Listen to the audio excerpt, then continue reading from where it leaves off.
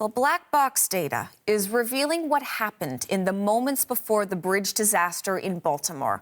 U.S. investigators say the data shows the ship's crew's desperate attempts to stop the mammoth vessel before it smashed into the bridge.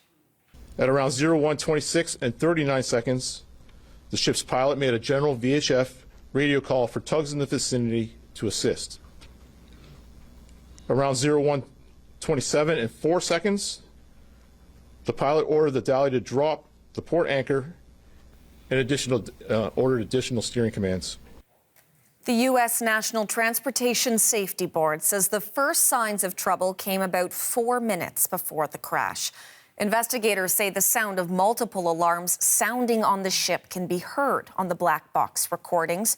The emergency call for tugboats to help stop the ship and the urgent command to drop an anchor happened just before the ship's pilot reported all power was lost.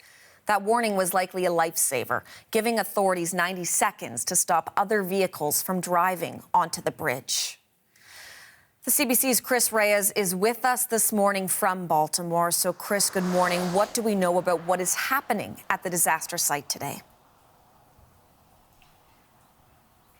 Good morning, Hillary. Before I get to that, I know we've been here for a couple of days, but I want to situate our viewers once again to exactly where we are. I am standing next to the I-695 highway. The outer lane of this highway, Hillary, before Tuesday would have led to the Francis Scott Key Bridge. But right now, I don't know if you can see it over my shoulder, what you see is just a ramp leading to nowhere, and then the vessel still sitting on the Patapsco River with parts of the bridge sitting on top of it. So what is happening today? Well, we know that investigators and engineers will be once again boarding the Dally. That is the Singapore-flagged cargo ship that rammed into the bridge. They are going to be interviewing the 21 crew members that are still aboard that vessel. Hillary, this took me a little while to wrap my head around, but those 21 crew members who are foreign nationals, they are still in that vessel on the water right behind me. We're told they have food, they have provisions, and they are cooperating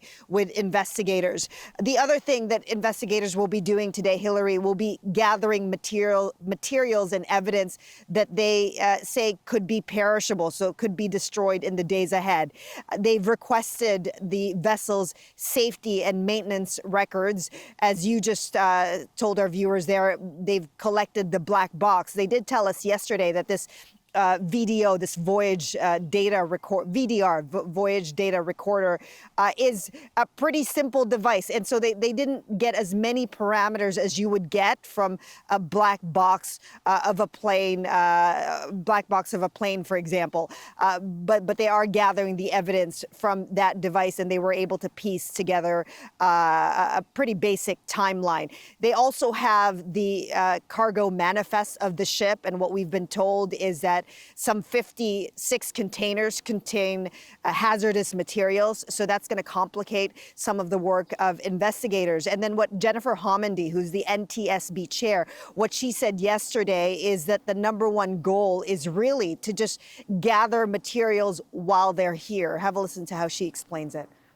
I think it's really important for folks to understand that we will not analyze any of the information we are collecting. We will not provide any sort of findings, conclusions, or any safety recommendations while on scene.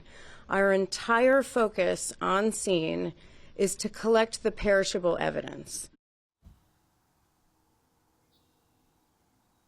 And Hillary, instead, what they're promising is a preliminary report 2 to 4 weeks from now. And then as for the search for bodies, I think it's important to clarify that yesterday this mission moved into the salvage phase. And what that really means is that the divers that are in the water, that their singular focus was to search for bodies, that's no longer happening because it's been determined by those running this investigation that the remaining bodies that are in the water are entangled in the steel and the concrete that's underwater. That's not safe for divers. They're going to have to bring in specialized equipment to start to bring wreckage out of the water, and that's going to be part of their search for the remaining bodies.